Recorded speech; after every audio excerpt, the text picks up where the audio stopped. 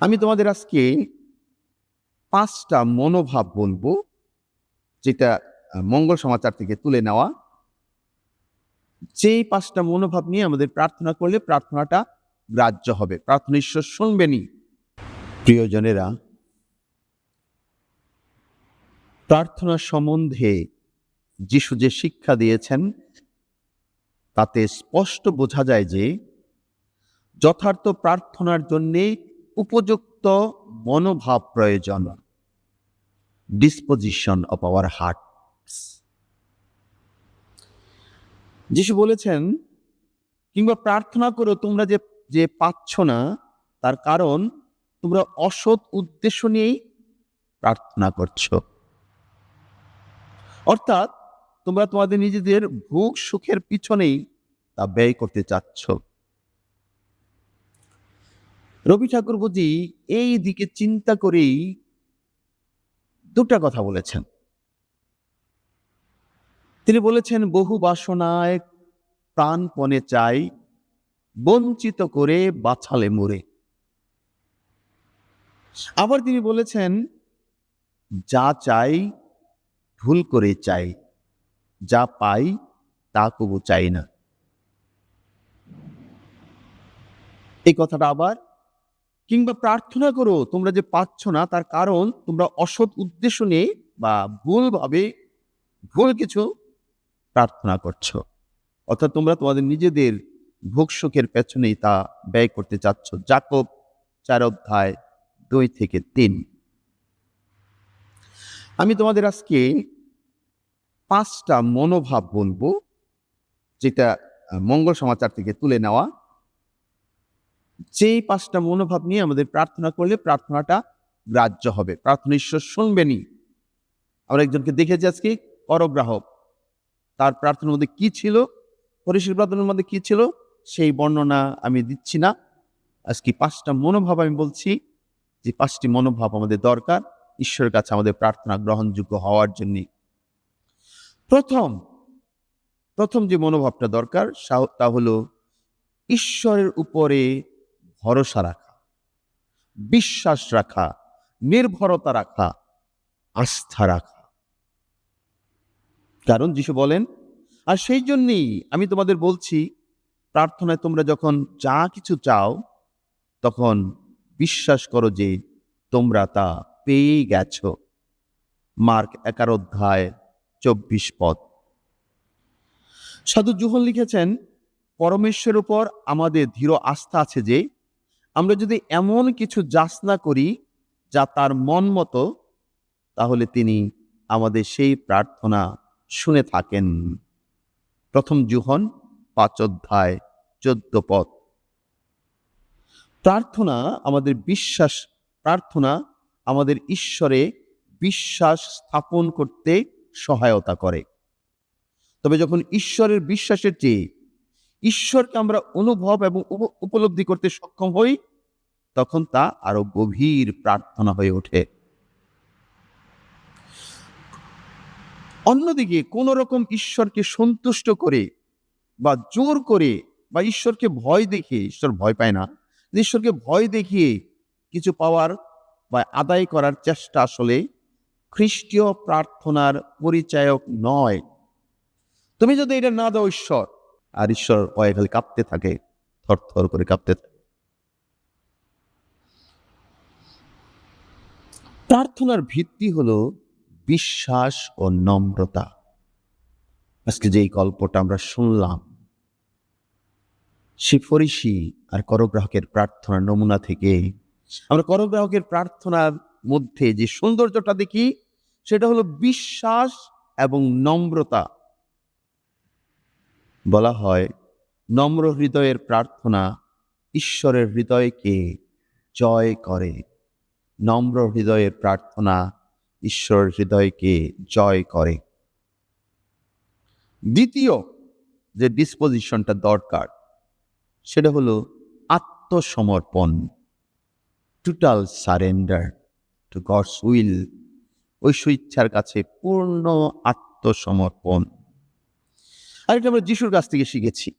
গেতসেমানি বাগানে দুঃখ যাতনায় কাতর যিশু পিতাকে মিনতি জানিয়ে বলেছিলেন, পিতা, আমার ইচ্ছা নয়, তোমার ইচ্ছাই পূর্ণ হোক। আমাদের প্রার্থনাগুলো নিশ্চয় ঈশ্বর সামনে নিয়ে আসব, কিন্তু বলবো, তুমি জানো আমাদের মঙ্গলের জন্য কোনটি প্রয়োজন। আমি যা চাই তাই নয়, তোমার ইচ্ছাই যেন পূর্ণ হয়। তৃতীয়, ঐশ্ব রাজ্য অন্বেষণ। আমাদের প্রার্থনার মধ্য দিয়ে আমরা যেন ঈশ্বরের রাজ্য কামনা করি। যিশু যে প্রার্থনা শিখিয়েছেন সেখানে বলেছে, তোমার রাজ্য আসুক, তোমার ইচ্ছা পূর্ণ হোক, ইত্যাদি। জীবনে ঐশ্ব ইচ্ছা অনুসন্ধান করা। যারা স্বর্গনিবাসী পিতার কাছে প্রার্থনা জানান, তিনি যে পবিত্র আত্মাকে তাদের দেবেন তা আরো কত না নিশ্চিত। তাই অন্য সকল দানের চেয়ে পবিত্র আত্মার জন্যই আমাদের প্রার্থনা করা উচিত। ঈশ্বর যখন চিরস্থায়ী ঐশ্ব দানে আমাদের ভূষিত করতে উৎসুক হয়ে থাকেন, কেনই বা তখন নশ্বর ক্ষুদ্র 2 পয়সার কোনো দান পাওয়ার জন্য তাকে জ্বালাতন করতে যাব? এর জন্য আমরা গান করি, Seek ye first the kingdom of God, other things will be added unto you. চতুর্থ মনোভাবটা হলো প্রার্থনার জন্য প্রয়োজন ভালো সম্পর্ক। প্রার্থনা হলো আসলে একটা সম্পর্ক। প্রার্থনা হলো সম্পর্কের গল্প, ঈশ্বর এবং মানুষের সাথে সম্পর্ক। ঈশ্বরের মধ্যে তৃত্বের পরিবার। আমাদের ঈশ্বর হলেন মিলনের ঈশ্বর, একতার ঈশ্বর। তাই সম্পর্কের মধ্যে, মিলনের মধ্যে মাত্র ঈশ্বর উপস্থিত থাকেন। যিশু বলেছেন, কেননা 2-3 জন লোক যখন আমার নাম নিয়ে সেখানে উপস্থিত মিলিত হয়, সেখানে আমি তাদের মাঝখানে আছি। মথি 18 অধ্যায় 20 পদ। তাই ঈশ্বর আমাদের মাঝে উপস্থিত থাকেন, আমাদের প্রার্থনা শোনেন যখন আমাদের হৃদয়ে প্রতিবেশী প্রেম থাকে। আমাকে সব দাও, তাকে তুমি রিক্ত করে দাও, তাকে ফকির করে দাও। ঈশ্বরের কম প্রার্থনা কোনোদিন শোনে না। কিন্তু প্রতিবেশীর সাথে যখন সদ্ভাব, সুসম্পর্ক না থাকে, তখন ঈশ্বরও আমাদের প্রার্থনা শোনেন না। কারণ প্রতিটি মানুষই ঈশ্বরের স্নেহের সন্তান। আমার যে শত্রু, আমি যাকে পৃথিবীর সবচেয়ে খারাপ লোক বলে মনে করি, ঈশ্বরের কাছে সে হয়তোবা আরো বেশি প্রিয়, আরো বেশি আপন। আজকে আমরা দেখেছি, ফরিসি যাকে তুচ্ছ তাচ্ছিল্য করেছে, পাপী বলেছে, আমি করগ্রাহকের মতো খারাপ নই, সেই করগ্রাহকটাই আসলে ঈশ্বরের কাছে বেশি প্রিয়, বেশি আদরের। আরেকটা বড় বিষয় প্রার্থনা মনোভাবের মধ্যে, কেন ঈশ্বর আমাদের প্রার্থনা শুনেন না, আমি পরশুদিন রাত্রে সেই নিশি জাগরণীতে হাসনাবাদে বলেছি। ঈশ্বর আমাদের প্রার্থনা শুনেন না, বড় একটা বাধা হলো ক্ষমার অভাব। ক্ষমা যদি আমরা না করতে পারি অন্যকে, তাহলে ঈশ্বর আমাদের প্রার্থনা শুনেন না। বলা হয়, ক্ষমা যে করতে পারে না সে প্রার্থনা করতে পারে না। সোজা কথা, স্টেটমেন্ট।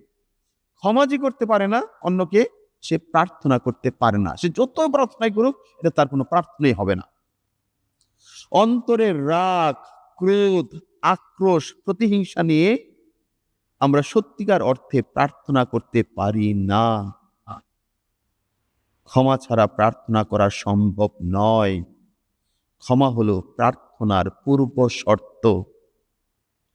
প্রভুর প্রার্থনা আমরা প্রতিদিন একাধিকবার বলি, আমরা যেমন অন্যের অপরাধ ক্ষমা করি, তেমনি তুমিও আমাদের অপরাধ ক্ষমা করো। ক্ষমা সবচেয়ে শক্ত এবং শক্তিশালী তলোয়ার, যার দ্বারা শত্রুর শত্রুতা নাশ করা যায়। আর শেষটা, প্রে আর্নেস্টলি অ্যান্ড আনসিজিংলি। একেবারে নিষ্ঠার সাথে অবিরাম প্রার্থনা। এবং এই সম্বন্ধে বাইবেলে অনেকবার লেখা আছে, আমি তোমাদের বলেছি। আকুলভাবে প্রার্থনা করা, অবিরাম ভাবে ঈশ্বরকে ডেকে চলা। ঈশ্বরকে ডাকার মতো ডাকতে পারলে ঈশ্বর, যিশু ভক্তের প্রার্থনা শুনবেনই। শুধু সময়ের অপেক্ষা। সেই যে কুষ্ঠ রোগী যিশুকে বললেন, প্রভু আপনি চাইলেই আমাকে সুস্থ করে তুলতে পারেন। আর যিশু হাত বাড়িয়ে বললেন, হ্যাঁ আমি তাই চাই। পিতর যখন ডুবে যাচ্ছিলেন সমুদ্রে, চিৎকার করে বলেছেন, প্রভু আমাকে বাঁচান। যিশু হাত বাড়িয়ে পিতরকে ধরে ফেললেন। কয়েকদিন আগে সেই কানানীয় স্ত্রীলোকটিকে দেখেছি, বিধর্মী বিদেশী স্ত্রীলোকটি এসে যিশুর পায়ের কাছে লুটিয়ে পড়ে তার মেয়েটার জন্য সুস্থতা কামনা করছেন, আর যিশু তার প্রার্থনা গ্রাহ্য করেছেন। প্রার্থনায় ঈশ্বরকে কাতরভাবে ডাকতে হবে। বলা হয়, প্রটেস্ট্যান্টরা বলে, চোখের জলে প্রার্থনা করো, কেঁদে কেঁদে প্রার্থনা করো, তিনি শুনবেনই। ভক্তের কাতর মিনতিতে করুণাময় প্রভু ঈশ্বর না শুনে পারেন না। এই 6টি কন্ডিশন যদি থাকে আমাদের প্রার্থনায়, 6টি মনোভাব নিয়ে যদি আমরা প্রার্থনা করি, যেটা আমাদের জন্য মঙ্গল, সেটা ঈশ্বর অবশ্যই আমাদের দিবেন। প্রার্থনার ফল আমরা হাতে নাতেই পাবো।